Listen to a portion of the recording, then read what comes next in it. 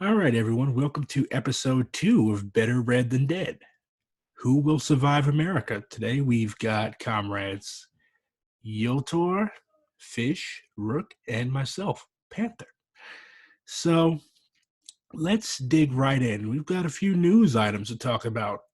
Highland Park, Illinois. It's apparently a pretty moneyed suburb of the great city of Chicago up in Illinois. And a fellow shot up a 4th of July parade up there. Just from some of his internet posts, it seems that he was a bit of an edgelord. Well, more than a bit of an edgelord, he was also a racist and an anti-Semite. He actually waited until the performance of a klezmer group.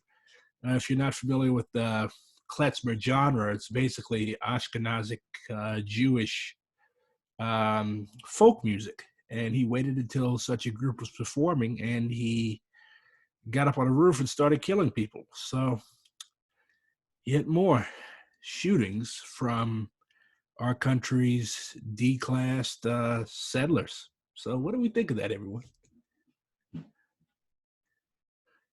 Let's pick this apart a bit. Well, I mean, it's clearly fucking horrible, but it's like it happens all the time. Like it's clearly a result of just the world we exist within. It kind of sorry, but Go ahead. I was gonna say it kind of reminds me of this really infamous tweet. We don't need gun control, we need cracker control. Let's say such a thing like that. Yeah, I know, a monster is what I'm thinking. But like I don't know. I think is this the one where they tried to claim that it was like an Antifa or something? Yeah, let's see. There's a trend with a lot of these shootings. They're trying to blame trans people for it. Like, oh, this individual was trans, and look at this horrible thing they did. But yeah, I do recall seeing like some imbeciles on Twitter claiming that it was a sort of Antifa false flag or something. Super soldiers being paid by George Soros. Yeah, I really wish I could get that paycheck from Soros by now. But yeah, what I was gonna say though, like with the cracker control thing, like it's very consistently like some anti-Semitic far right incel person, and the response that you always see is like generally speaking centered around just gun control. But like the deeper underlying thing that's causing all of it is this rampant white supremacy and anti-Semitism that clearly it doesn't seem like the police are going to do anything about. So yeah, I'm thinking the only like logical response to it is more like armed protection by non-police at protests because or like anything apparently. But wait a minute, I'm not going out to go defend no fucking 4th of July parade. That's true. I'd forgotten it was a 4th of July parade. But what I was saying still like stands. It seems like at any public event you're having these like white supremacists on site with firearms. What I'm kind of interested in is like, would y'all say that that these shootings are accelerating, that they're like increasing in frequency? That's what it seems like to me. And I would say that like even if these individuals are not directly connected with any far right organizations, that the overall rise of the far right that we're seeing is adding accelerant to this fire and sort of making people go out and do things, giving them the impetus and the momentary courage to go and try and do something so horrible like that. So I would say like even if they aren't like literally fascists, even if they aren't like part of a fascist organization, that these shootings are intrinsically connected to the far right, and as the far right grows, we're just going to see more and more of them. And that brings us back to the title of this episode, Who Will Survive America? And the answer is very few Negroes, no crackers at all. I don't know. I think y'all will survive. It means a lot. But going back to the 4th of July, how do we even spend that holiday? I worked. Yeah, I spent the 4th of July working. that sweet holiday pay. Well, how did the rest of y'all spend it? And like a lot of leftists this time of year, they get edgy. Like I find it hilarious how leftists they all start shit posting about how horrible America is. Like most leftists, they're only friends with other leftists. So, like, what is the purpose? It's like weird virtue signaling. Everybody on your friends list knows that America sucks. Go eat the barbecue. Go watch the fireworks. Go have some fun in your miserable life. Yeah. Because you posted. You posted. You did your part. You posted. Huh? Well, how I spent You my you've done politics by posting. So true, Benjamin. I Like a hope that was scold sarcastic. about how yeah, terrible you're America being is. sarcastic. Like you said, everyone knows. Like what's the point? It's just clearly performative schlock. Yeah, like it would be. I would have much more respect for them if they would go and interrupt the Fourth of July event or lay down in front of a float at the fucking parade or something like that. Yeah. I Actually, mean, what's the point of something like that? Like, what does that actually accomplish besides catharsis? Like, not really anything. It just makes people pissed off. I don't think it's perfect. I mean, we're talking about literally destroying America here. People are going to be pissed off. I did. Yeah, yeah. That's actually something that would affect something like that. That would cause some change directly. Like, I don't think stopping a Fourth of July parade is gonna do anything but maybe throw you in jail for it. Doesn't seem like it would actually cause any change to me. I I don't actually know. did see. I actually did see there was a demo at the Veiled Prophet Parade here in town, and there yeah, there was a demonstration that actually marched along the whole parade route. It was an abortion rights demonstration, and that was pretty interesting. I'm not from St. Louis. Maybe you could explain for non-St. Louis listeners what the Veiled Prophet Parade is. Okay, sure. Back in 1877, there was the St. Louis Commune, right? Multiracial coalition of workers, longshoremen, uh, railroad workers were a major part of this demonstration, and they basically took over the city for like 3 days. And of course, the National Guard and the other armed forces they came in and they slaughtered not slaughtered everybody, but a bunch of people got hurt. And after that, the rich in the city, this was the Gilded Age. Well, the very beginning of the Gilded Age. So they were like, we need to teach these bums a lesson. So they all got together and they paraded with guns and Klansman style attire. They were wearing hoods and robes and stuff like that. And there was a sort of Orientalist mysticism. I think the original title was The Veiled Prophet of Khorasan or something like that. And that was basically the rich getting together to shit on the working class. And the Veiled Prophet, he's a guy that's dressed up in all this hood and all this shit like he was years ago. And it's always drawn from somebody that's a member of St. Louis's old money business elite. In the 60s, there were actually a lot of demos by a group called Action. And one year, I think they unveiled the Veiled Prophet. A couple of white allies, they went into the auditorium where this ball was being held, and they ripped the dude's mask off. I can't remember who it was, some rich guy. And there's also a queen of love and beauty who was a debutante, um, basically the daughter of one of these rich guys. And yeah, she gets crowned and all that. It's just a really disgusting, wasteful spectacle. And they do a parade every year. It's not called the VP Fair anymore. It's called Fair St. Louis. And but it's pretty much still the same old rich people doing the same old stupid shit. But yeah, there was a demo along the route this year. I found that pretty interesting. That sounded like the next insane plot of Riverdale or something. Yeah, just like some creepy rich people cult shit. But yeah, so as far as how I spent my Fourth of July, so I'm a meat cutter. So I was up at 3 in the morning to be at work at 5 in the morning, and I cut meat all day.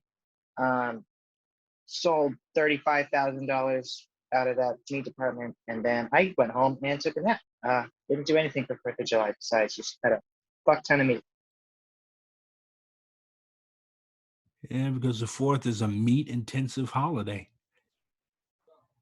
Like, can you imagine, like, okay, so let's just talk about waste here for a second. Like, there's so much waste that is just wasted in the meat department, that just gets basically thrown in the trash.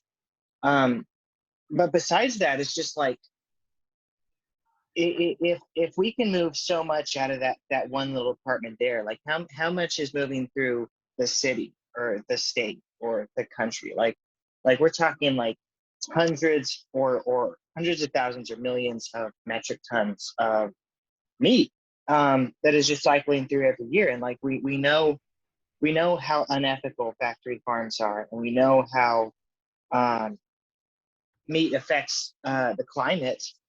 And it's like this kind of American style indulgence like this, it's very, very easy to trace it to the sort of destructive processes that are making life unlivable these days. Like they're directly linked, and you can see it in how this holiday is celebrated.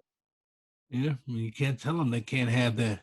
You can't tell them they can't have their hamburgers and their bratwursts and their hot dogs and their pork steaks and their beef steaks and all this other shit for the Fourth. Because then, be like, what do you mean? This is America. We've got freedom. And like, I just want to grill. yeah, they just want to grill. I just want to grill for God's sake. Yeah. But like, yeah, literally like the methane that is released from these factory farms, because animals, when you get them together, they fart a lot. And that releases methane up into the atmosphere, and that shit is fucking us. You're gonna be fucking like, you'll have your barbecue, but it's gonna be 120 degrees in the middle of September. Is it really worth it? And that's like only one of the really dangerous things that this mass media industry is causing. Whenever I was getting ready for like Who Will Survive America, I read this book called The Next Apocalypse. And one of the things it talks about is that like uh, probably the main reason why whenever Europeans invaded America, there was so many pathogens that like took out so many native people from Europe. And the only thing that Europe got back from the Americas was like syphilis, is because of all of the, I believe it's called zoonotic pathogens, basic that from like the close quarters animal agriculture that they had in Europe was like creating pandemics and stuff that they didn't have in the hunter-gatherer like parts, or in places where they didn't have the close quarter animal culture in Americas. And I mean, if you look at like swine flu, bird flu, mad cow, like these are all things that are like originated in like the factory farms where you have a bunch of animals in close proximity and you're like funneling them full of antibiotics. Like, I mean, the coronavirus was like picked up from a meat like a meat market, right? Like it's this is where we're getting all these pandemics. Well, Or no, in China they have these things they're called wet markets where you can go and buy all type of meat, and that's where most people believe that it came from. Of course, we like a lot of that shit is xenophobe. Oh, look, these people, they eat dogs and they eat bats and they're giving us diseases. Of course, a lot of that is xenophobic bullshit. But yeah, if I recall correctly, a lot of the experts from over there trace the origin of the COVID-19 outbreak to the Wuhan wet market. But yeah, like all of these what you call zoonotic diseases, like it wasn't just that you had the animals, but like European peasants, like they would have these things, like you have a pig and you have a chicken like right up in the house with you, like you'd have a part of your little thatched hut for the animal, and then you have a part for yourself, and then like the things that could fly over and you breathe in what they breathe in, and you're wallowing in their shit. And yeah, you're gonna pick up whatever they got, and that shit is gonna come into the humans. But a lot of societies over here, because Europe, like if you look at a map of Europe, right? Europe is so small, it's so densely packed. Like you got people living one on top of each other. The U.S., well, what would become the U.S., the Americas are huge, just spread out, right? I mean, you did have cities from the indigenous people. For example, we're literally living on top of one of the biggest indigenous American urban complexes, the Cahokia complex. But for the most part, they lived in small, dispersed villages and societies. So yeah, the disease spread wasn't really that bad. And syphilis, stuff like that. If I recall correctly, the Spaniards, they brought that back from the heavily urbanized parts of like Mexico and Peru. Those were where the major urban areas were. And yeah, when the Europeans came with all the diseases, it hit them like a ton of bricks. They weren't used to that stuff.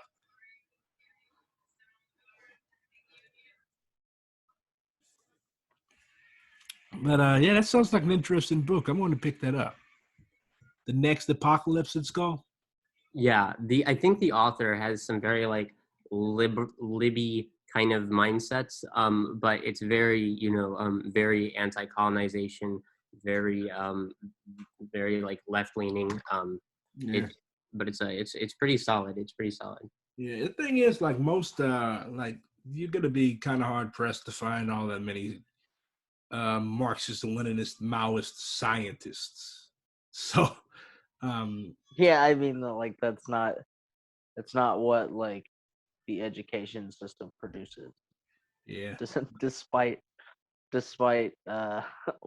what fascists say.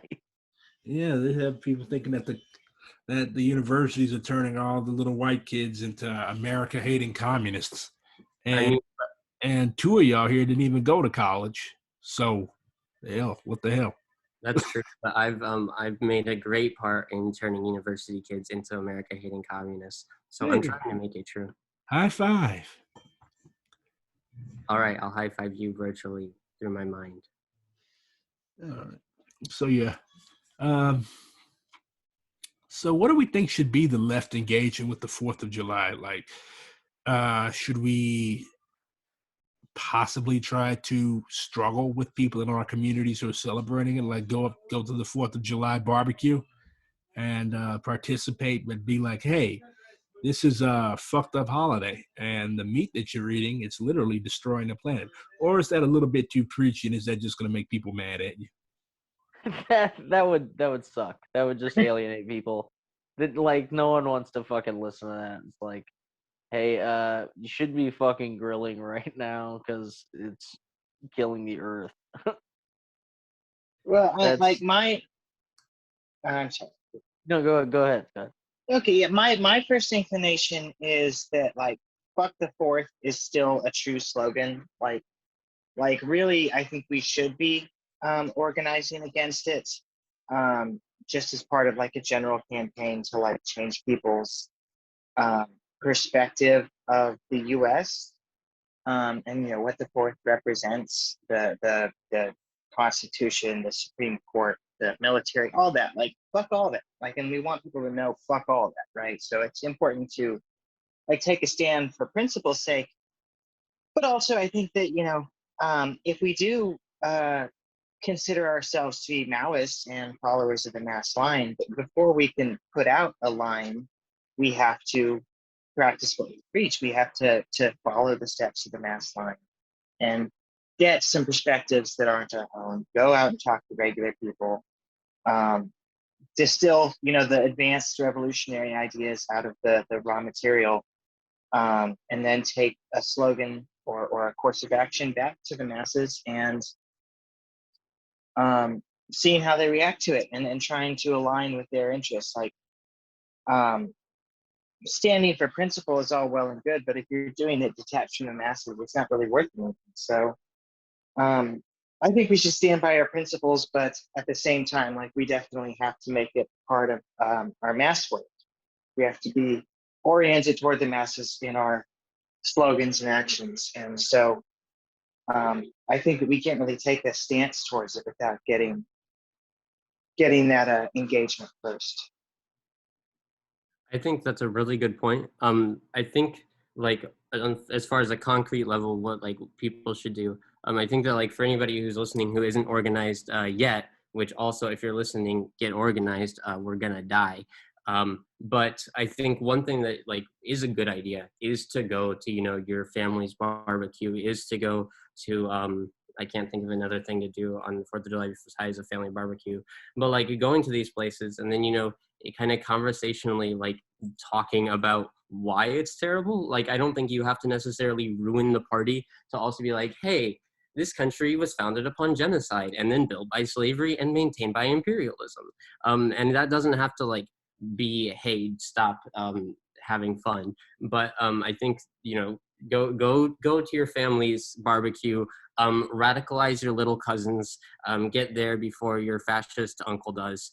And the other thing, I think, as far as organizations, one thing we could do is like sort of besides the obvious fuck the fourth campaign, is have like an alternative sort of like barbecue type thing, but but like an anti 4th of July one. This is me purely spitballing, but one of the more effective things we did whenever trying to do mass line with student union was to have what we called a ramen party, where people showed up and we ate ramen and talked about the issues that we had at the with the university, and that was fairly effective. So I think that also it might be a good idea to sort of have a thing where it's like, hey, instead of going to the really cringy patriotic thing, you want to come here with a bunch of cool leftists. That'll get the youths.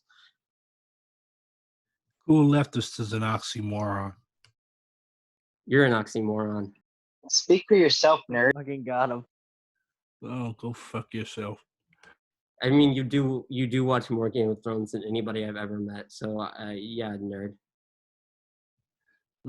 I just recently started a rewatch of The Wire, which is a very good show. All right. So, cringe pop culture references aside, let's see what our next news item is. 53 migrants found dead in Texas. So, yeah, they just identified 47 of them. 6 of them still remain unidentified. And the Bexar County Medical Examiner's Office said 22 of the dead are from Mexico, 19 are from Guatemala, and 6 are from Honduras. So, yeah, essentially undocumented migration to the United States. Of course, you have some people that just literally swim or walk across the border, but a lot of people, they pay these smugglers to bring them here. And they end up in the, I don't know how many of you all have ever been in the back of a semi truck, but they're not very comfortable places.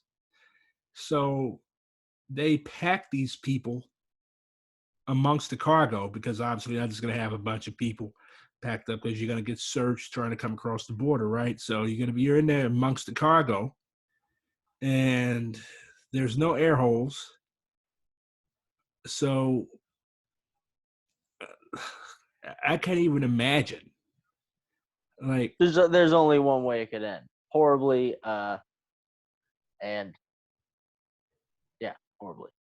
yeah, like I can't even imagine like being, and when you have all those people packed in with you, air is a scarcity, right?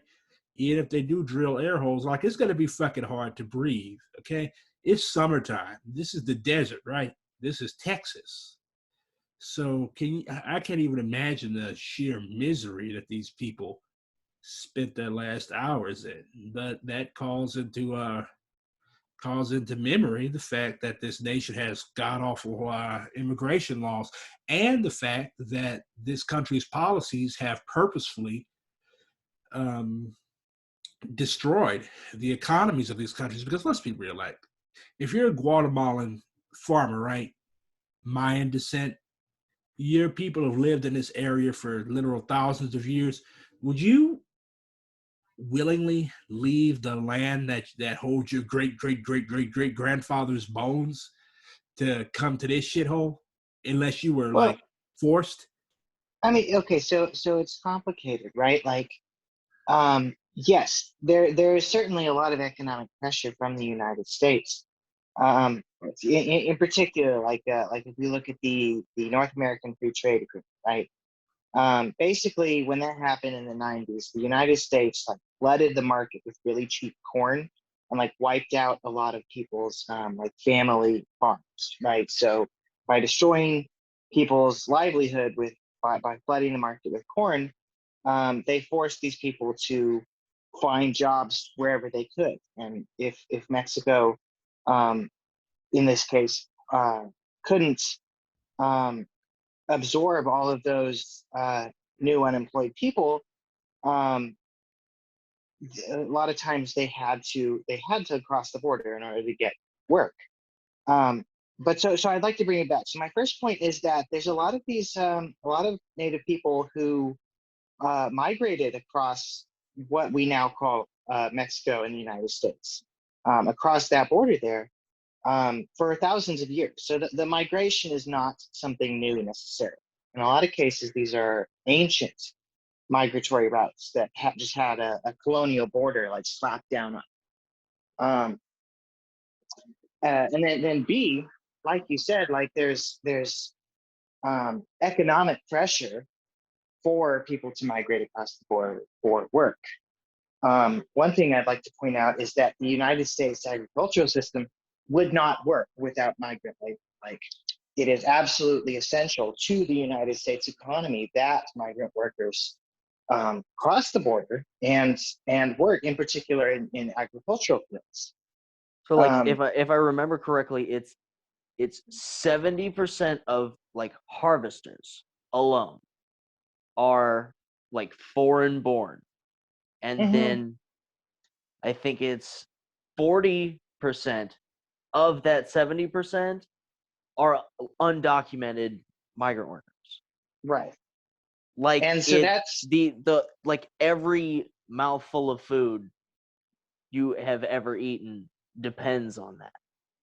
right. Like that's your apples, your peaches, cherries, lettuce, cabbage, tomatoes, grapes, strawberries, like Hell, everything that you see in the even your meat. These slaughterhouse workers, Oh, like yeah. Americans, they work at the slaughterhouses. Right, exactly. I just mentioned harvesters because I knew that right. offhand. But so yeah, so we can say that the United States economy would not work without migrant labor, right? And then C, the third point is that a lot of these policies, like in particular, like Immigrations and Customs Enforcement, ICE. I forget under which president that office was formed. It's relatively recent. I think it was Obama. But then they were like let off the leash when Trump became president. And pretty much the whole reason they exist is not to stop immigration, because that's not the goal. Like we just talked about, like without migrant labor, there is no U.S. economy. They can't get rid of it. They don't want to get rid of it. So what does it exist to do? It exists to terrorize people. It is a state terror campaign against migrant labor to prevent them from unionizing, to keep them afraid and separate, individually weak. Yeah, and labor so out of them. Like that's what a lot of these pickers and farmers and other people like that do. If there's rumblings of organization in the field, like they don't want another Cesar Chavez, they don't want another UFW type thing going on. So they're like, look, if you all don't play ball, then we'll just drop a dime on ICE and you all can go back wherever the fuck you come from. So it's like there's a lot of parallels with the sharecropper economy in the early 20th century.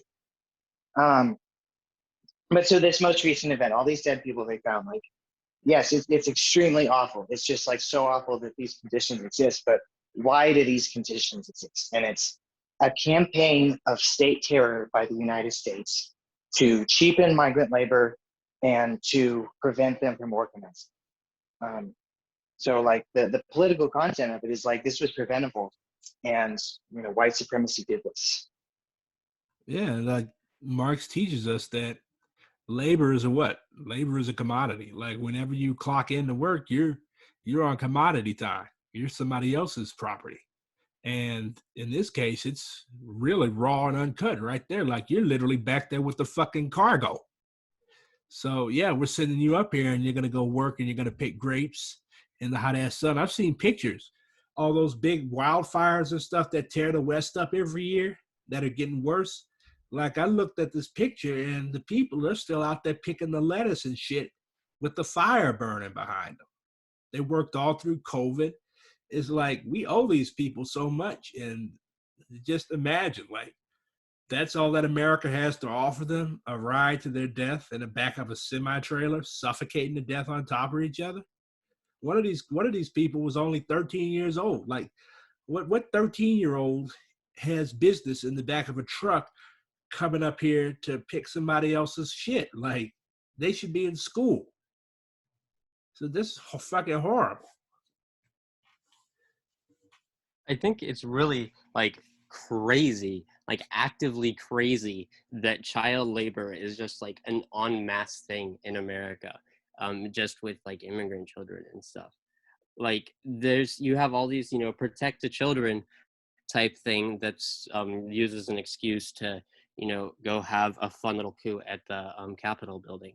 But then like and obviously the abortion thing, it's like we're pro-life, we're pro the lives of these children, but now we have like massive amounts of children who are largely for like the whole survival thing, going across these borders in death traps to go work and hopefully survive. Like there's no authentic concern about like the actual lives of children in like any like conservative response to any of this. No, absolutely not. Like, I saw a thing the other day, or no, it might have been a month ago, but to go in the army now, you don't have to have a high school diploma or a GED. Like, you could literally drop out of high school and go join the army now. So my guess is they're probably expecting another war to pop off anytime soon. We don't know who the hell is going to get elected in 2024, but like, they need their raw meat. They need their cannon fodder. So yeah, you want to drop out of school? Don't worry about going to, don't worry about getting your GED. Just here's a gun, go join the army. It's just sickening. It's dystopian. But a lot of people, they remain I don't want to say blind, but they remain woefully apathetic to what's going on until it's their kid, or until the price of gas goes up, or until a fucking clamshell of grapes costs $12. Then they're gonna be like, wow, this is horrible. What possibly could have made it get this bad? Like, all the signs and symptoms are here, but the media and the education system, they don't promote education regarding the intercorrelation of causes, right? They don't teach dialectical materialism at universities or in high school or in middle school. It's just like, oh, Martin Luther King, things were bad for black people. Martin Luther King came, he got shot. Then this good white man, LBJ, passed all these laws. Like, they teach us undialectical shit. So American schools, American universities, they don't turn out good critical thinkers like universities in other parts of the world. They turn out um, clones, essentially. People that go to work at banks and all other sorts of places that are they're very keen and fucking people over, but in terms of thinking, they get their thoughts spoon fed to them. And that's why horrible stuff like this happens, and then people are either they don't care or they're acting confused. I think it's an individualist thing. So then what should we do about that? Obviously education is going to be one of our main priorities, considering like how distorted the mainstream education is. But like, how do we reach people and get them to be open to education? Like, if we're not training them to do a job, if we're not like giving them something in return, how do we get people to understand that like they've been lied to their whole life and that they need to learn the truth in order for things to get better? For one, like, people don't like being told that they've been lied to. Like, people are very arrogant. Americans in particular, they think they know everything already, and they think that as long as they have the Bible or this education that they received way back in 1992, well, Mr. Smith would never tell me anything wrong. That was my ninth grade history teacher. Like, they have this whole nostalgicist weirdo type thing going on. And if you just go around telling them that, oh, you've been lied to, they'll get mad at you. So I think it has to be spoon fed to them. Like, hey, why haven't our wages gone up? Why does the boss have a new BMW every year? And I'm not saying I don't necessarily. know. I think that's a Yeah. little Well, it just strikes me as because like condescending. because people fucking know that shit. Like, they I- know they're getting fucked over. Like, the people I work I work with like know they're getting fucked over. Yeah, I think that's the what you were saying is like, nominally true among the more boomer generation. I think it was still lingering whenever like, I don't know, like you were in college type. But I think the like Gen Z, I mean, we're literally called like Gen Z, that's last generation. Like it's pretty well known among Gen Z that that there's like no ground under our feet type of thing. Like there's pretty I don't know, like the other day when I'm doing mass line, like everybody I'm talking to is like, yeah, we live in an illegitimate government. Like I talked to like my little cousin and like her friend, because I was at my cousin's 4th of July. It's not important, but like a lot like young people, like even without any political education or anything, like they know that America is like shit. I don't know, I don't know, I think you I think that the little more faith in the masses is necessary, especially in the Gen Z masses. You see, the three of us are millennials. So if you know anything about millennials, I'm pretty sure the common belief is that we're nihilists or something like that. I don't know. I At don't the know. very least, like cynics. Like, Right. but I do think, yeah, I like the thing with education, it has to ultimately come from the people themselves. Like that's the crux of it. You can't fashion a thing and then present it to someone. That kind of comes into contradiction with Lenin, though. Lenin said that revolutionary ideology has to be introduced to the masses from revolutionary intellectuals, right?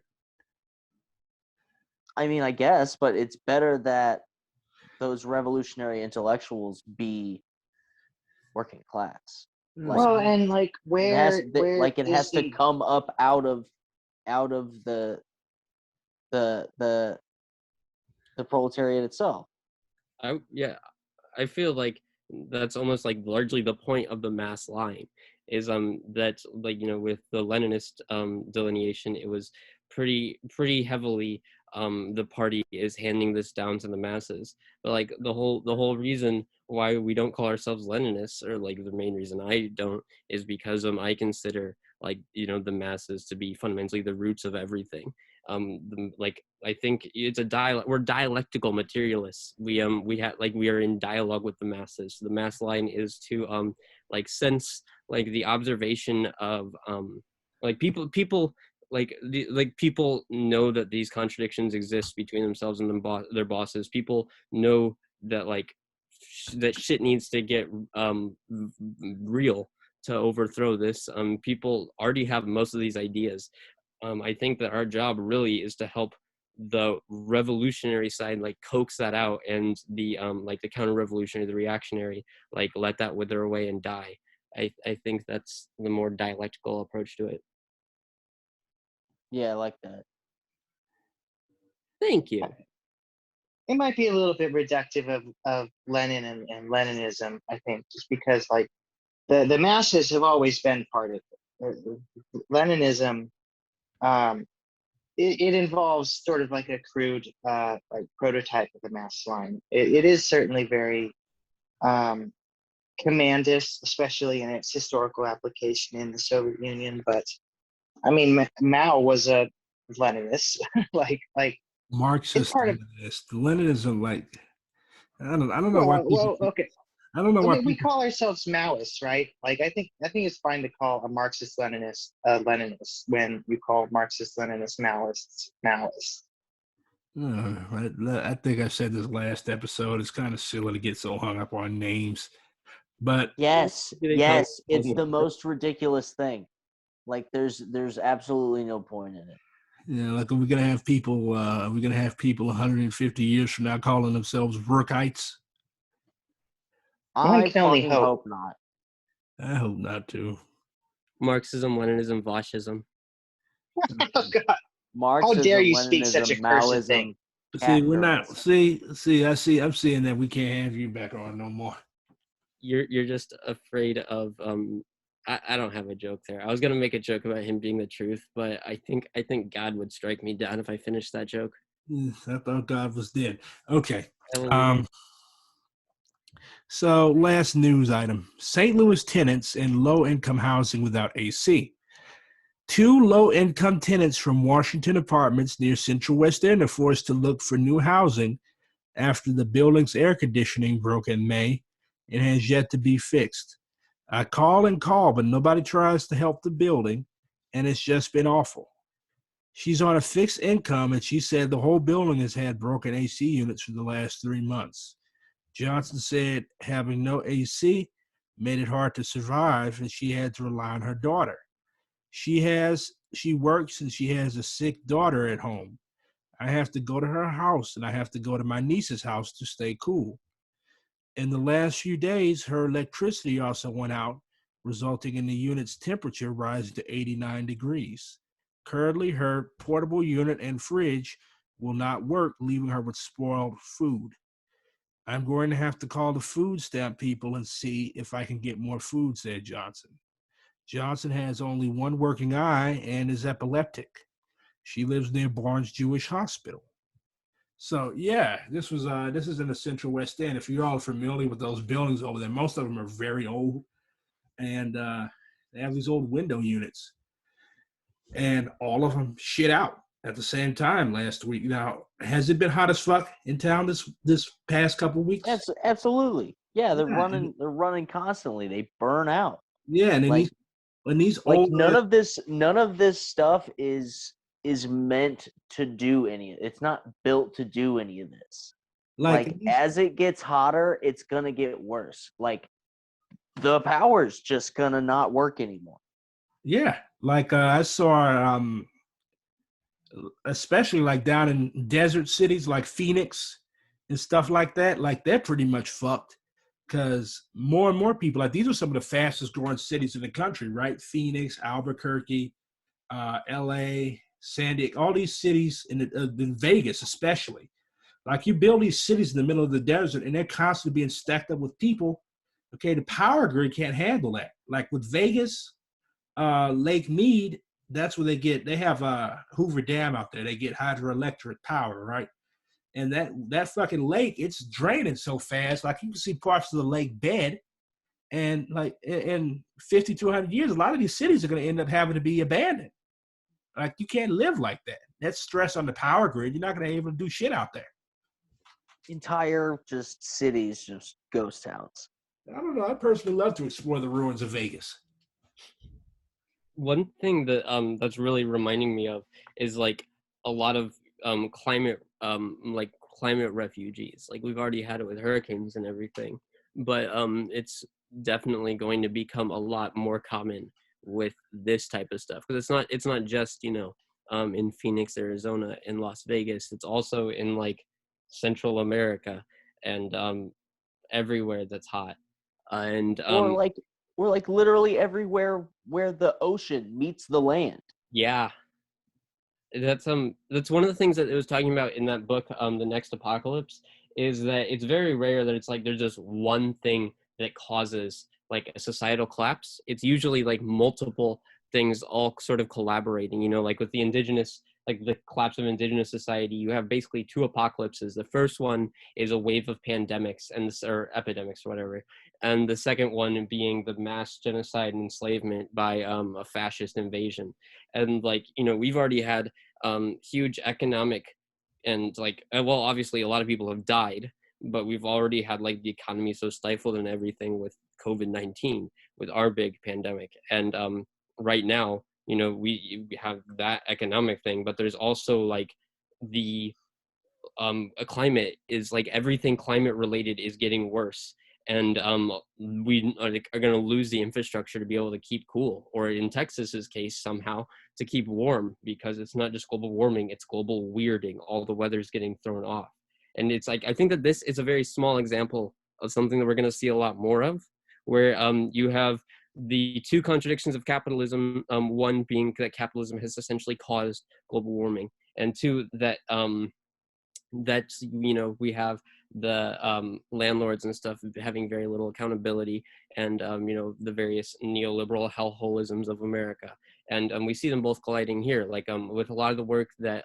we've done with the mass organization that I co-founded, which I'm just going to call the mass organization because the whole anonymity thing that we've done with homeless people. It's like, yeah, we can get you food and stuff, but I don't, like, when you're out in these swamps and like homeless camps, like it's very difficult to deal with the fact that temperatures are rising, and your tent just got flooded out because we're also having crazy shit with that. One of the best papers that I've read on the subject that I have right here, Reframing the Threat of Global Warming, an Empirical Causal Loop Diagram of Climate Change, Food Insecurity, and Societal Collapse, is basically like about how you have these feedback loops that are going to emerge between like food scarcity and stuff caused by global warming and everything. Like the contradictions are combining and creating bigger contradictions. Yeah, everything's just sharpening at an incredible rate. Yeah. So how do we prepare for that? Because it's one thing to say that this stuff is sharpening, and as we're going to talk about in a few minutes here, the fascists, they're sharpening their shit. Like, they're not just idly talking about this stuff. They're out during their training.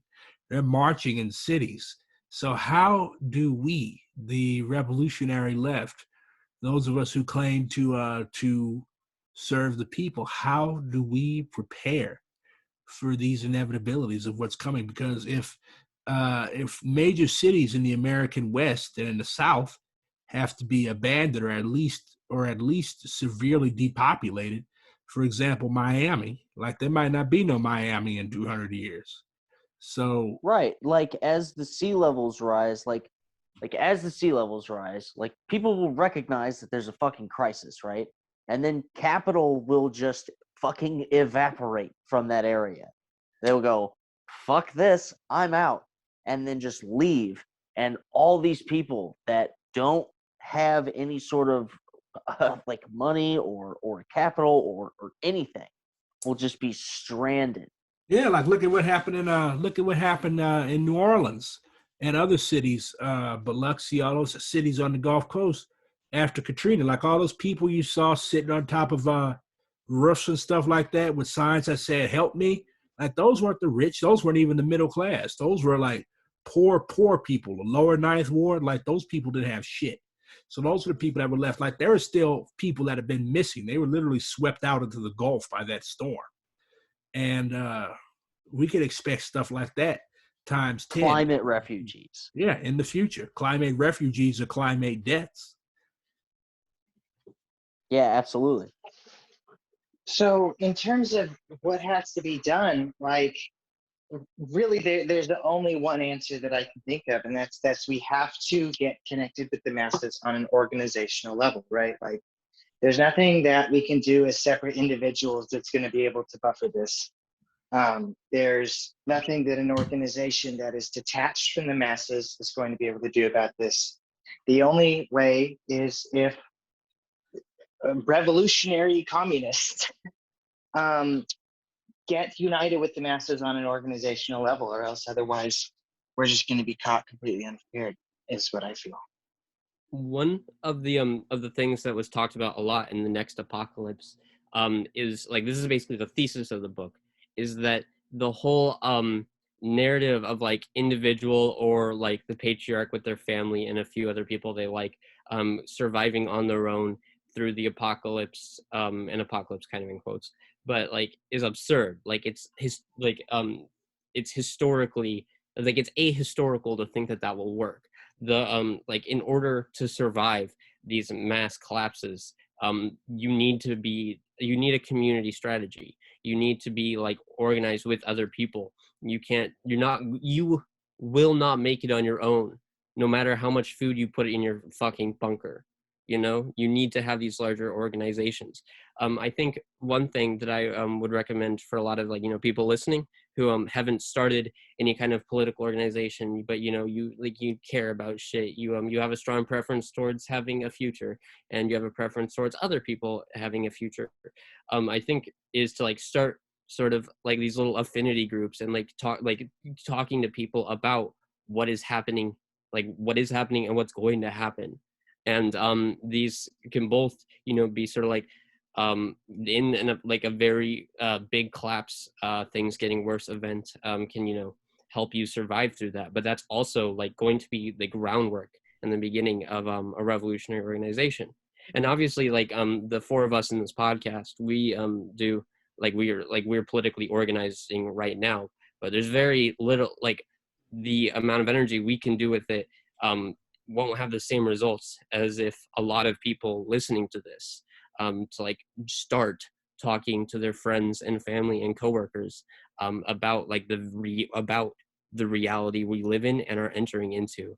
And like that can be both, I think that trying to start like affinity groups with your friends who care about this is a good way both for you to survive through it, and also how we can like begin to fight back and mitigate the wholesale destruction of everything worth not being destroyed. Thank you. Well put. Very well said. Yay, I now have validation. Feels good, doesn't it? That seeking validation violates one of the 48 laws of power. I can't remember which. Yeah, well, Oh God. fight me? Question mark. I don't know. Comrades don't fight comrades. Soviet split. Neither one of us is Chinese or Russian. All right, so segueing into fascists, it's always good to keep tabs on what the enemy is doing. And I saw this from a comrade, and I quote, "Since I haven't lived in Boston for a while now, I've mostly held my tongue on the fascist march, which took place downtown the other day. However, it's been recurring in conversation and has done nothing but bother me since. So many words are flying through my head: anger, embarrassment, rage, disappointment. None of them quite aptly capture the emotion. 5 years after I watched as the organized left ran away in the face of police assaults on the community in August of 2017, the same cycle of nonsense is perpetuating itself. After damn near a decade now, the big talk of how these fascists aren't welcome here, that they will be met with swift action, and it materializes into essentially nothing meaningful. 100 fascist chanting motherfuckers were simply allowed to march in a show of power, and it was largely, if not completely, unopposed, passing by the homeless, passing by tourists. What message does that send to the community? What does that not say not only about a movement's honesty, but how much serious political power it has? What lessons have been learned? What changes have been made to strategies? I'm not seeing any, just the same paper tiger big shot talk online and in private meetings, just to completely blunder any application of it, followed by symbolic pat on the back claims to a victory or how we're moving in the right direction. Massive sham. End quote. So let's unpack that a bit. The fascists that the comrade was referring to, those were Patriot Front, I believe, and they had a pretty decent sized for fringe politics march of give or take around 100 people, and they marched unopposed through the streets of Boston. So the common anti-fascist chant, which comes from the Battle of Cable Street in the 1930s, is "They shall not pass." So they passed. What's the deal? I mean, there's no Well, anti-fascist organization yeah, that's what to respond to it. that's what I was going to say. However disappointing that may be. It just speaks to the disorganization of the left there, and the disconnect with the local masses. Not to mention, I mean, like I don't know much about the Boston area, but it may be that wherever it was They that all they talk did like this. march, it may be that wherever it was that they did march, it was not the place that would have been friendly to anti-fascists anyway. There's fucking Nazis marching down here. Who gives a fuck? Right. Like if Patriot Front marched through St. Charles, like I don't think hardly anyone would really care up there. No, they blend right in. Most of the people out there dress like those people, anyways. Their uniform does look like most 38-year-old dads. So, would they be allowed to march in North City or South City or in St. Louis? I have no idea. Oh, thank you, Rook. Very good contribution. It depends on like how fast our network is of seeing them. Because one thing, I believe that this was like they did it pretty quickly, correct? Like they went through and then they left. I think like having a rapid response time was really important, and I'm not confident. I don't know how much I can talk about like anti-fascist stuff on here, but in the networks that of like in the networks of moving information around to make sure that various cadres are aware of the various fascist shit that's happened in the areas where I've lived. I don't know that would have a fast like a rapid response time to really shut down there, you know. I think if it was like a prolonged thing, I do think that there would be backlash, but I don't know how good our rapid response would be, honestly, and it's something that in light of this I think we need to take more seriously. Yeah, definitely. Like people think this stuff is a joke. They meme about it and they share pictures of Mussolini hanging upside down.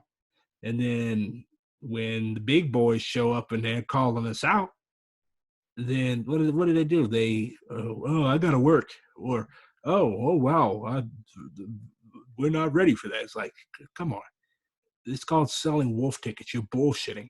How are you going to make promises to the masses that the fascists will not pass, and then call off and allow them to pass?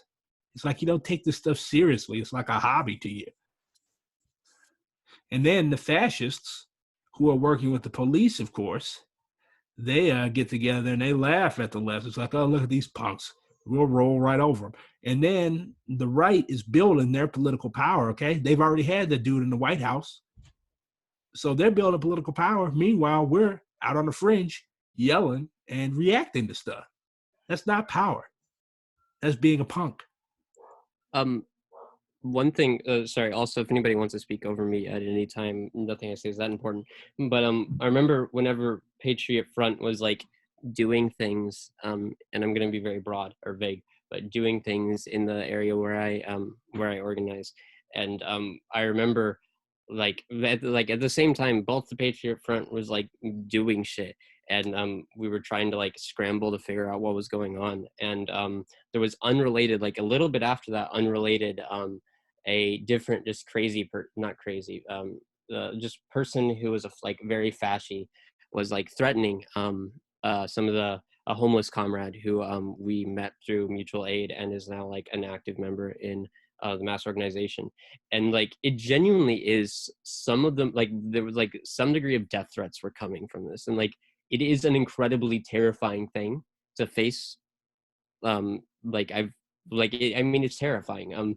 I've only had like 2 physical encounters where I had to use like force to deal with like fascists, but it's, I mean, like I've read through my notebooks from that time. It was it was one of those like scariest shit I've ever dealt with.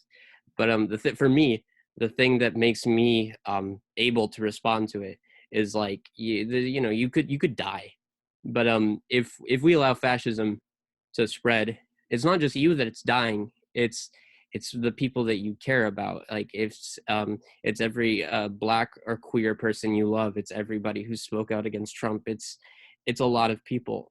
And like obviously your personal danger isn't something to be taken lightly, but also the fact that fascism is a beast that will kill, pillage, and destroy anything in its path, and must be stopped by any means necessary. Can't be clouded by the personal preference for being alive. Very well said. Right, and it'll make everyone else a victim. There's always an outgroup. There always has to be someone to pin all the problems on. You get rid of the first outgroup, but the problem still exists, so you pin it on someone else. Maybe we should just pin all the problems on you. This Maybe. this is actually something I really wanted to talk about. When talking about like pinning problems and shit. I had just finished reading Zizek's Sublime Object of the Ideology. Why are you reading that man? Zizek? I think he's worth reading. Okay. No. You know, I don't know, fight me, question mark, as I usually say when I don't know what to say. But no, he has a great description of like anti-Semitism which he's not unique to this. This is just like the best description I've heard of it.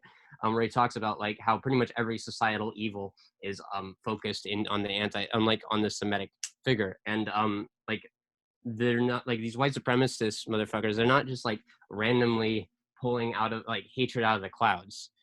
They're just, like funneling like people's rage against the very real issues that are happening and scapegoating it onto like minorities and immigrants and stuff. Like this is from an Insider article. Oh, that's the mayor. One of the Patriotic Front speakers said, "Our current state neither represents the people, the nation, or virtue. They rip children from wombs and sell the ground beneath your feet to foreigners, and then they tell you it's justice." And like that, like they're drawing upon very reasonable, like not reasonable, but like the real anger that people have around the fact that we don't live in anything remotely democratic, that that everything is being sold from our feet. But you know, they turn it. It's like anti-Semitism is full socialism. They turn it from being like rage against the capitalist to turning it against, you know, foreigners. They turn it to minorities and stuff. So I think Socialism of fools. yeah, literally.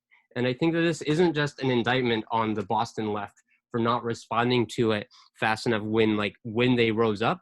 I think it's also an indictment upon the fact that like we're letting so many people sort of get sucked into this rhetoric. Like you watch Fox News and like they're talking about the stuff that is true. They're talking about gas prices. They're talking about all of that, but they're just perverting it.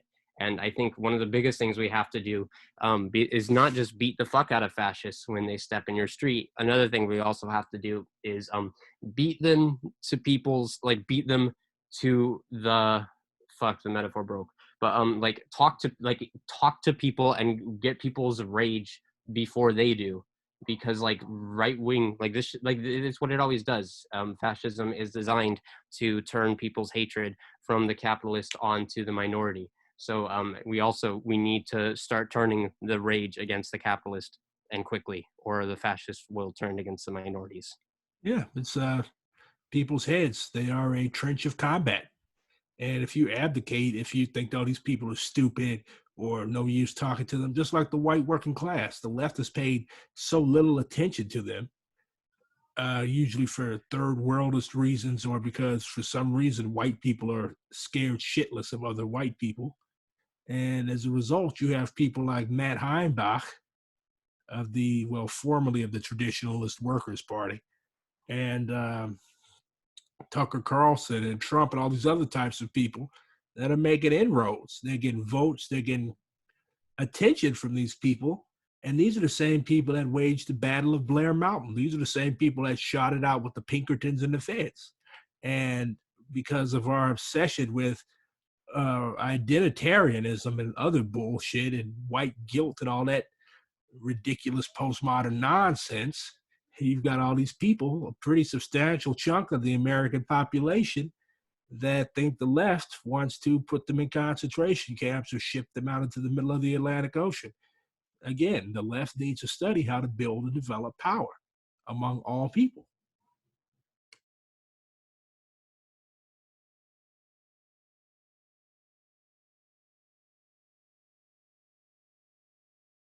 I think one of the things that we have the advantage of that past organizing among the left didn't have is that, like, you know, in the past, if you look, and I'm just stealing everything from false nationalism, false internationalism, and settlers, but like, you know, every time like white working class really started to rise up, you know, when the IWW was like shutting down munitions factories and stuff during World War One. But then the IWW's leadership was like, actually no, our line is the workers should try to get as much money from the imperial bloodshed as possible. I mean, CPUSA, we all know how they handled Japanese internment. I think but the reason is because white people have consistently just kind of gotten bribed. George Jackson calls Keynesian economics fascism, and there's because it's something that subverts the revolution and maintains the fascistic treatment of minorities. But it's Keynesian economics, that's kind of what a lot of white liberals want. Because they want a good return to that. But at this point, there's no Keynesian economicsing us out of global warming. It's not the great equalizer, environmental racism. It affects people of different classes and everything. But white privilege cannot save you from economic and environmental collapse. And there's no bribing the environment not to collapse. Capitalism has quite literally gotten to the end of the line. It is either just full collapse or it is revolution. Well put. Man, I'm gonna have so many validation points by this. I won't even need therapy. Great. Extinction or socialism. Organized. One of my favorites. It's all very dour. One of my favorite slogans that I've ever started using was revolution or extinction. Yeah, that is a pretty good one. And of course, you can't survive it alone. That's just absolutely ridiculous. Which is weird though, because I often think about so if we're all products of capitalist society, can still functioning, right, in a way, can it truly produce the necessary response? Does it have to be in an entirely full collapse for this individualist lie to go away and then people start working together? You know what I mean? The world has to exist in a way that necessitates that response. I think one thing that the book, The Next Apocalypse, talked about a lot that I really liked was this idea that a lot of times it's not the one big thing that makes everything collapse. It's dozens of little things over and over again. There's a gradual destruction of everything. And right now, I mean, we're seeing both the slide into a dystopia where every human right, one after the other, is robbed from us, at the same time that we're starting to see the environment, collapsing. But the smaller contradictions that we currently face, these are things that sort of can be expanded into the bigger contradictions. People are all mad about the oil prices right now, and obviously getting the fuck exploited out of you every time you need to get from point A to point B sucks. But you can also expand that into the bigger contradiction of global warming. And perhaps, I don't know, through that you could get people to react in time for the really big one not to come to a collapse. So I kind of think that I think that if we start focusing on the smaller contradictions of labor, student union, tenants unions, all that type of stuff, I think that those contradictions potentially could become revolution, could be made into the antagonistic contradiction necessary for revolution without the full collapse. But I think that we are going to, I think that that's possible, but I think it is kind of the case that we are going to enter deeper into the contradiction between capitalism and all life on earth before the people who have the most privilege are going to be up in arms to end the thing. Yeah, that's kind of how I feel. I mean, ideology is a powerful thing. It takes a long time for people's ideology to catch up with the world. That's the thing. so hegemonic, like it's in every one of us, and like I guess we try to like replace it with something that will uh like historically works, I guess, uh but it's something that's different. But like, can we, like, we're still products of capitalist society, you know what I mean? Oh, So so like, sorry. so we're like, you become a revolutionary because like you see the world a certain way, right? And then whatever the response is necessitated by that. um but we're not like products of a socialist society, you know what I mean? Like I, yeah. that kind of person might be entire like they would have to be entirely different You just know, because of but you know the who was, ideology that's like the people internalized. who were products of socialist societies, though, the revisionists. Like revisionists literally grew up out of socialist society. Well, yeah, of course, but in socialist society, that class antagonist, like the marks of that ideology carry over. Like it has to be worked out, and that's the kind of really scary thing, because it's like we don't have time to like work out all of this nonsense through ideological training, right? Like climate death is coming.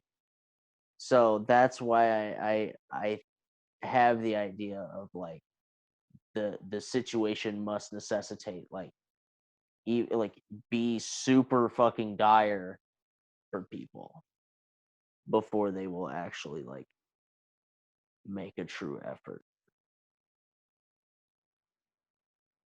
I kind of one of the topics that we sort of talked about is like how do we combat edginess, which is very much rooted in like an apathetic like idea that you can't really meaningfully do anything, so you just kind of like laugh away at the world burning down. Um, but I think, sorry, I lost my train of thought.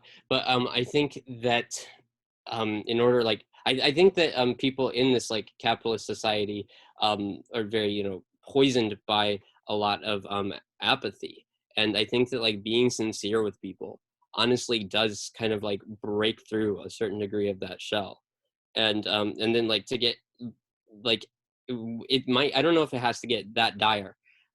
With George Floyd and stuff, we didn't see an increase in the amount of like anti-black violence perpetuated by the American government.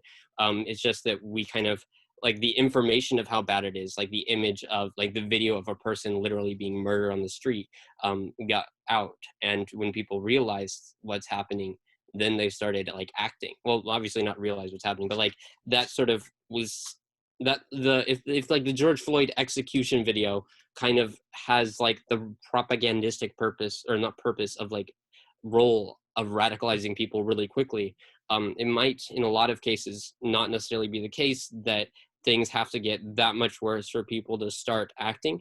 I think that the role of the Communist Party is to like pick up the most dire shit, like we've been talking about all the various horrors in the news right now, but like, and to bring that to light. And I think that with that type of propaganda and agitation, I think that like I mean I think that we can start to have a lot more of a reaction with a lot less destruction happening beforehand. That being said, there's so much destruction being happened beforehand. The question of whether or not things have to get absolutely dire in order for people to fight back is becoming more of a hypothetical interest, because things are actually dire.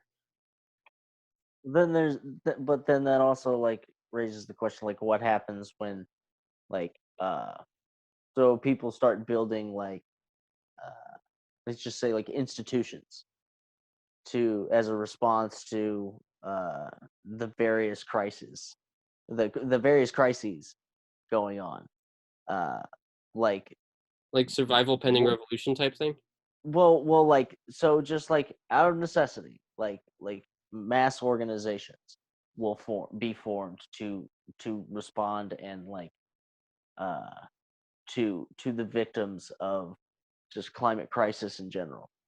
Uh, like as they gain power, they will be responded to. Like, do you understand what I'm saying? Like it will necessitate a response from the state because it is it's a challenge to hegemony, and they have to I put it down.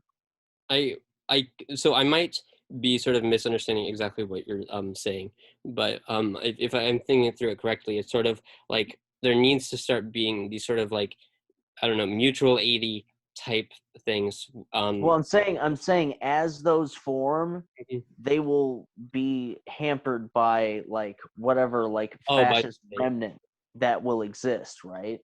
Like, and that is a violent response. hmm The state will respond to that with violence. Like, so the destruction either comes from complete and total societal collapse and then all the casualties of that, or it comes from the response from the state to people trying to build an alternative. You know what I mean? Like the cops bombed the Move Collective in Philly. They just fucking dropped dynamite on top of the roof. Like they'll do that again and again and again and again. No, Like, that I was just gonna say, I think that's a really good point. Especially, you know, with like the fact that they bomb shit. I think one thing, it's the book is called Don't Even Think About It. It's by, I believe, either a psychiatrist or environmentalist, and basically examining the psychology of climate denial, which is so prevalent in America, and specifically like the case studies on like the American public. And you know, like the real victims of like the vanguard of climate violence, like the people who get their houses and everything destroyed by these hurricanes, usually like have a tendency not to politicize it. Like there's sort of this like idea of like, let's not make this political, let's all just bind together. But I think that that's less of something inherent to that type of thing and more of something that is the failure of leftist and environmentalist groups to like properly agitate like around that contradiction. And I think that as like right now people are becoming more aware of like the fact of climate change and its effects. Like I think that in the future people who are victims of like this stuff will not only be like doing mutual aid, but will be very antagonistic towards the state that basically like upheld the possibility of oil companies to sell out our entire planet and push us into collapse stuff. So I definitely, I think that that's really like realistic. And I mean, you know, it's not just like the bombing thing there, like even like the Tulsa massacre and everything, like there's a pretty big history of right, there's so many examples that you could give. no, I think that, yeah, I think that's a really, I think it's a good point. And I also kind of think though that like, do you remember like Chaz or Chop or whatever it was, the thing in Seattle that Yep. was what? Yeah, the security there killed a couple of black kids, I think. That's deranged. Not deranged, it's white. It's whiteness. Yeah. Even even white leftist projects, they tend to end up killing black people or displacing them from their homes or doing other fucked up things because they don't have a grounding in anti-colonial theory, and then not under the leadership of the revolutionary segments of the new African proletariat or the indigenous proletariat or the Chicano proletariat. So of course it's not deranged, it's white. Well, Colonized leadership.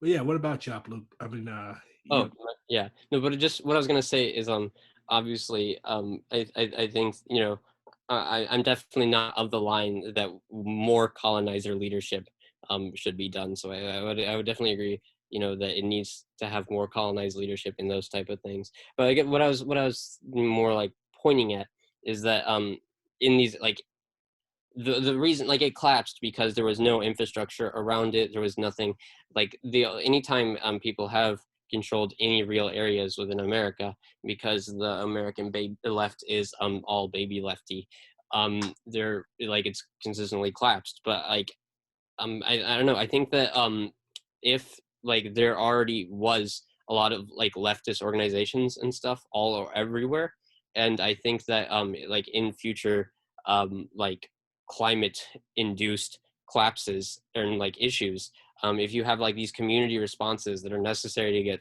through it, I think it very much could be both like on a political line, in opposition to the capitalist colonial system that caused the hellhole that they've been thrown into, and also like united with others around it. And then I think we wouldn't. I think that like those things could actually last for a minute, and I think that you're like I think that Rook was right whenever they were talking about like with the contradiction between like state violence and those that like that will sharpen, that the state will crush it whenever people respond to it because it pushes hegemony. And I think that that's something that we kind of need to get ready for, is like this, yeah, the state cracking down on that stuff. And Which, I get ready. We should have been ready. But that's the yeah, thing everybody talks about. We need to get ready. We need to get like, okay, when does we need to get ready turn into we're ready? Like, I mean, you could never really, really be ready for the knock and the kick on your door, or for you to be dragged off to a little hidey hole like Holman Park out in Chicago. But like everybody keeps talking, we need to get ready. We need to get prepared. Like this shit is happening. The rightists, the fascists, they're already prepared. They have that political power. They have that money. They have their weapons. They're training every weekend. Meantime, we're arguing over what race Frida Kahlo was. So yeah, it's. I think a lot of it has to do with the class background of a lot of American leftists. Like they're insulated from a lot of this stuff, but a lot of it also I think it just boils down to them not taking this stuff seriously. Their politics, they're not their life. Most of them, I Well, don't even think believe that communism could even come. But I think a lot of them just see it as something. I need this. I need to be a leftist so that my friends won't hate me. I think a lot of it is just the historical location of the movement right now. Like I don't mean geographic location in history. So following the what neoliberalism and then the collapse of the Soviet Union, the collapse of China into revisionism, like you basically had like a complete implosion of the real left in the United States. Like after the 90s, like there really wasn't like anything.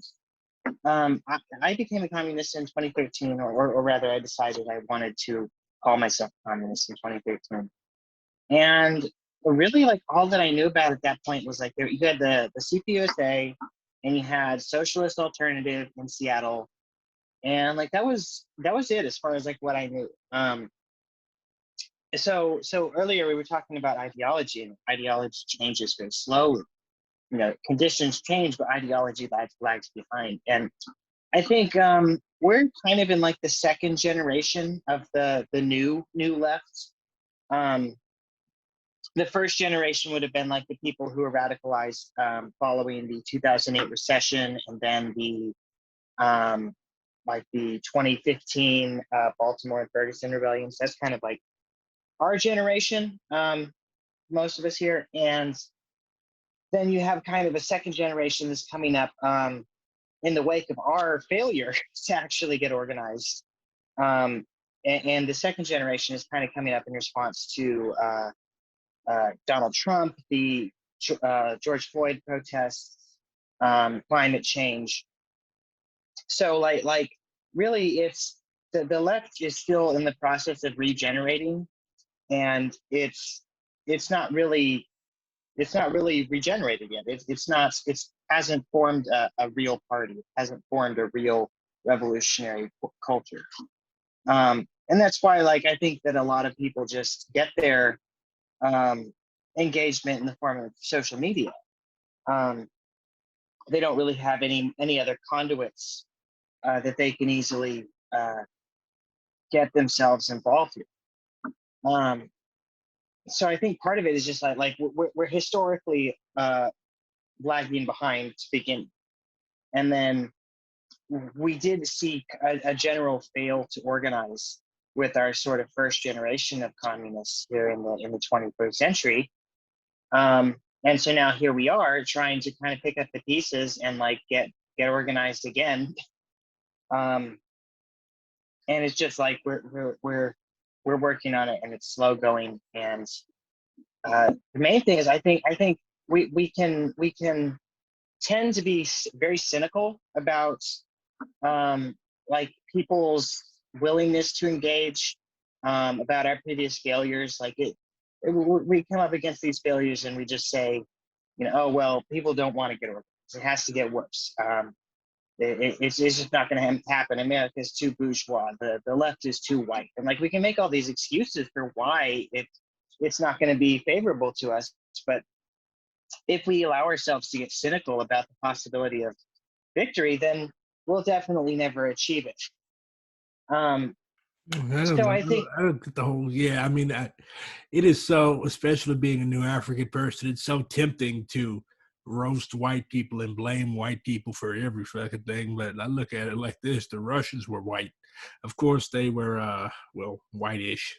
They the Nazis didn't think they were white. no, nobody cares what the Nazis think. Right? Nazi- Doesn't it kind of just like change as needed? Yeah, but like. You're white right up until they need to do something to Yeah, you. right up until they want your land. Yeah, exactly. Yeah, but like whiteness is it's a caste, okay? Like I've met some people who are like everything white is evil. It's not the case. Like would I consider John Brown evil? No, I would consider him very stupid, but not evil.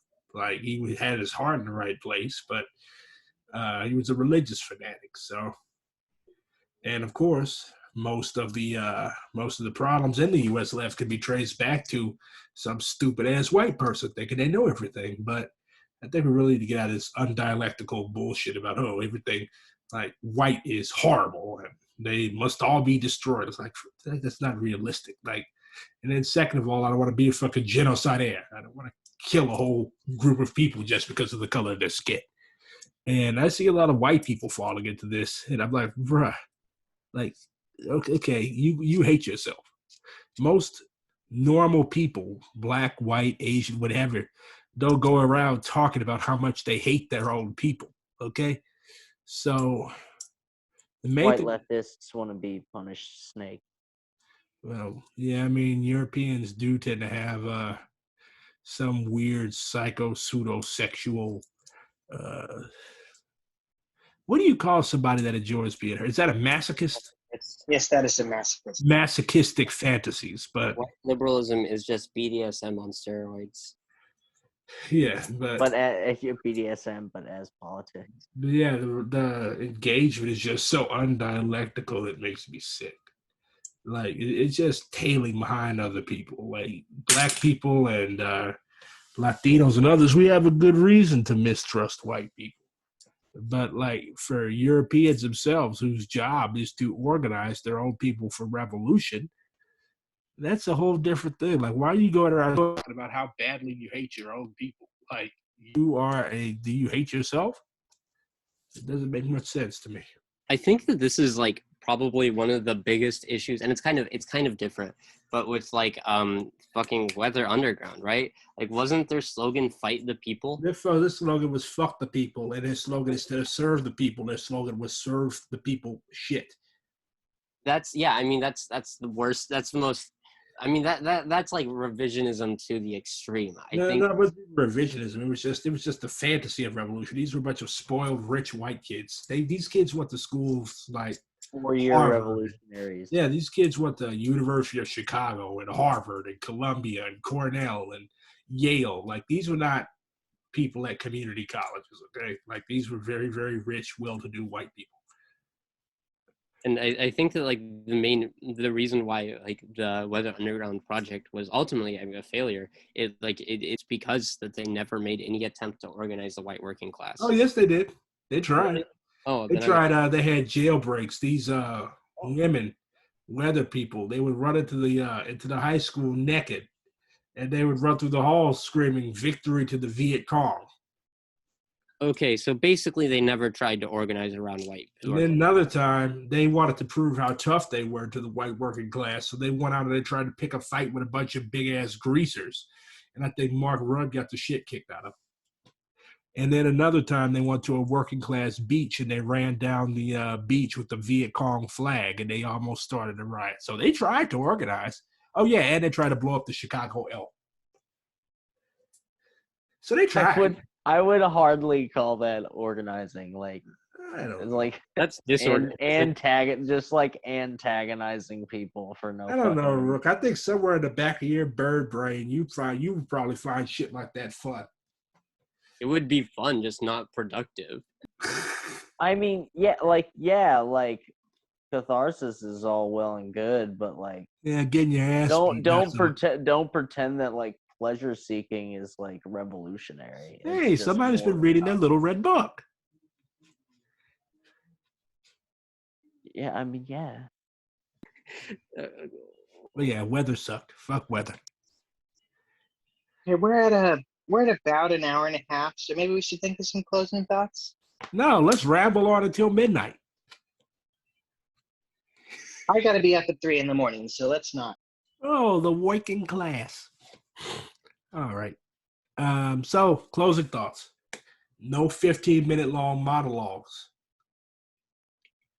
Tell your friends about how fucked we are, and then get them to want to start doing something about it, and then start doing something about it. All right. Rook, your closing thoughts? It feels good to dedicate yourself to something that you ultimately think will work, and that thing should be organizing. That way you can do it. Wow, a motivational speaker over here. Fish, Listen, listen. I'm a bit cynical. Fish. Try to remain optimistic. Fish. Okay. My thoughts. Okay, so it's not only very important to get organized. Like, of course, that is probably the biggest barrier to any progress right now is the lack of organization. But not only do you need to be organized, but the organization that you're working with, the organizing that you're doing, has to be engaged with the masses. So if we're not actually involving ourselves with the everyday struggle of the masses, with their ideas, their thoughts, their actions, then our organization is basically worthless. It's not able to achieve anything that's worth achieving. So the only way things are going to change is if the masses themselves decide to change them. And the only way that the masses are going to decide to change them is if revolutionary ideology really starts getting worked into their minds and mindset. And that's our job. So don't just get organized, but get organized and start working with the people. Talk to regular, everyday people. See what they think ought to be done, and try and push back at some of these reactionary lies that people believe.